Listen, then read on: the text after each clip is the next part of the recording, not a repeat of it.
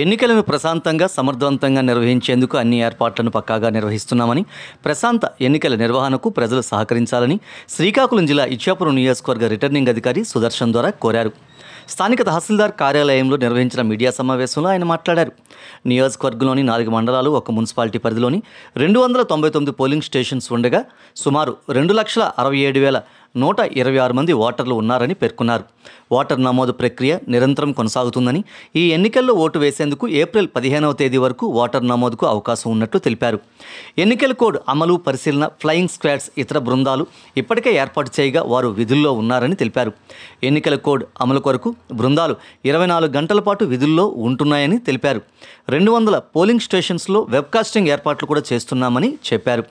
ఎన్నికల్లో అక్రమాలను అరికట్టేందుకు నియోజకవర్గంలో 4 చోట్ల ప్రత్యేక చెక్పోస్టులను ఏర్పాటు చేశామని, ఇప్పటి వరకు లెక్కల్లో లేని సుమారు 4 లక్షల రూపాయల వరకు నగదు స్వాధీనం చేసుకున్నామని, ప్రజలు తాము తీసుకువెళ్లే నగదుతో సంబంధిత ధ్రువపత్రాలు కలిగి ఉండాలని, తమ తనిఖీలకు సహకరించాలని కోరారు.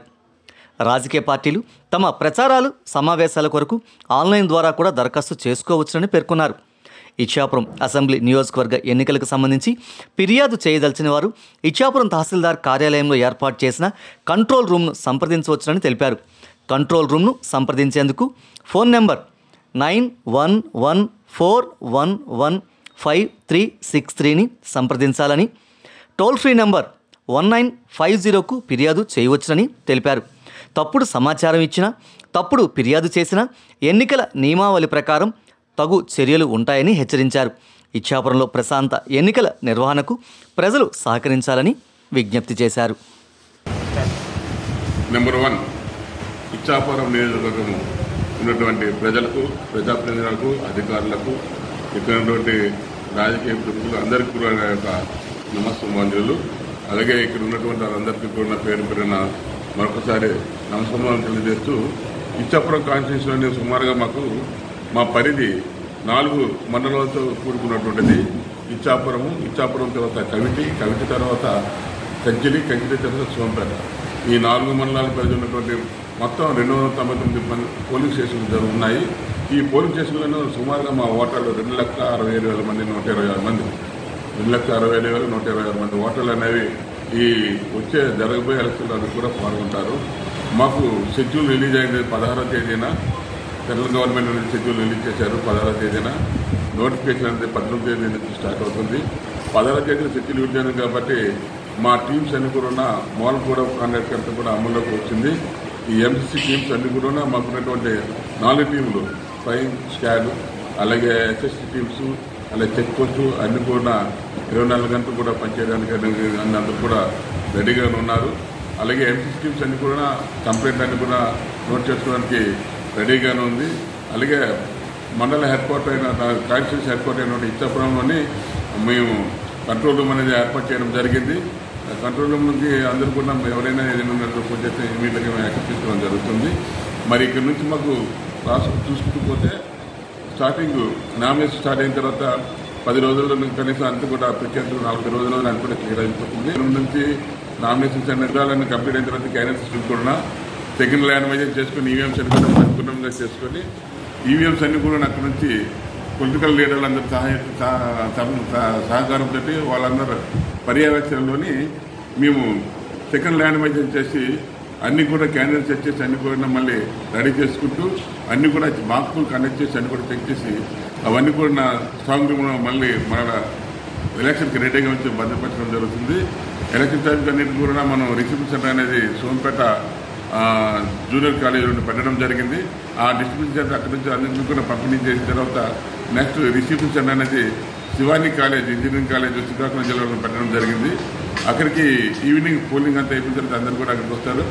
ఈసారి ఈవీఎంస్ అన్ని కూడా కొత్త వెర్షన్ 3.0 వెర్షన్ అనేది పెట్టారు కాబట్టి లాస్ట్ టైం ఎక్కడైతే మనకి ఈ విధంగా మొరాయించడం అనే ప్రక్రియ కూడా పెద్దగా ఉండదు.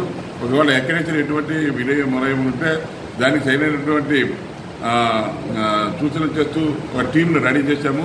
టెక్నికల్ టీమ్స్ అన్నీ కూడా రెడీగా ఉన్నాం. మేము ఎక్కడ కూడా ఎటువంటి లేట్ జరుగుతుంటే అన్ని కూడా తక్కువగా అన్ని జరగాలని మేము ప్రయత్నిస్తున్నాం. మేము అలాగే ఇక్కడ ఉన్నటువంటి అందరికీ కూడా అన్ని విషయాల్లో మాకు అందరూ సహకరించాలని కోరుతున్నాము. మనము ఇక్కడ ఎలక్షన్ ఎంసీసీకి కూడా స్టార్ట్ అయింది కాబట్టి రాజకీయ నాయకులందరూ ప్రముఖులందరూ కూడా సరైనటువంటి పెర్మిషన్లు అందరూ కూడా తీసుకొని ఈ 48 గంటల ముందు పెర్మిషన్ పెట్టుకోవాలి.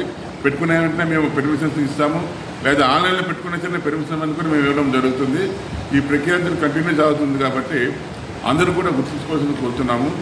అలాగే మనకి ఇక్కడ ఉన్నటువంటి 299 పోలీస్ స్టేషన్లోని సుమారుగా 85 పోలీస్ స్టేషన్ అన్నింటిలో కూడా మనకి సెన్సిటివ్, హైపర్ సెన్సిటివ్ అనే పోలీస్ స్టేషన్ నిర్ధారించడం జరిగింది పోలీసు వారి సంస్థలోని.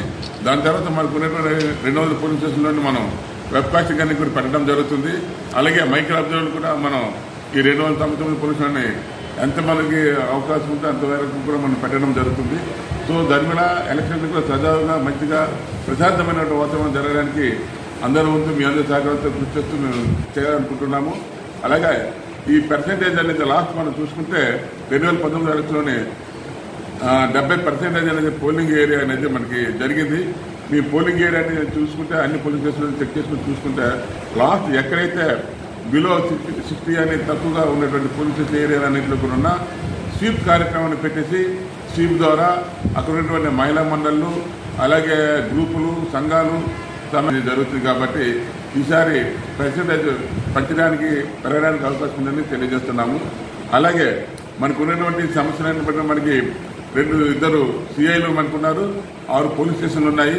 వీళ్ళతో పాటు కూడా ఎక్సైజ్ డిపార్ట్మెంటు, ఫైర్ డిపార్ట్మెంటు అందరూ కూడా అన్ని రకాలుగా కూడా చెక్ పోస్టులను కూడా అరేంజ్ చేశాము. మనకి ఒడిశాకి సంబంధించి పురుషోత్తమపురము, తర్వాత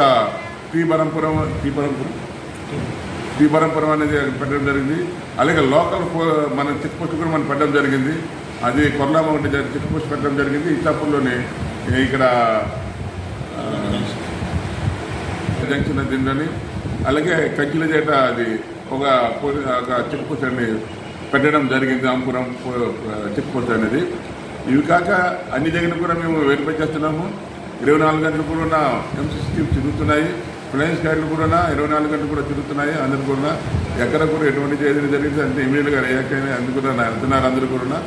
అయితే ఇది చిన్న గమనిక ఏంటంటే ప్రజలందరికీ తెలియజేది ఏంటంటే ప్రజలకి కొద్దిగా కష్టం అవ్వచ్చు. ఎందుకంటే ఎక్కడ పడితే అక్కడ చెక్ పోస్టులు అన్ని టీమ్స్ తిరుగుతూ అన్ని వెరిఫికేషన్ చేస్తే అన్ని కూడా చూస్తారు. కాబట్టి మీరు ఎవరైనా సరైనా డబ్బులు కానీ ఎవరైనా తీసుకెళ్ళైతే దానికి సరైనటువంటి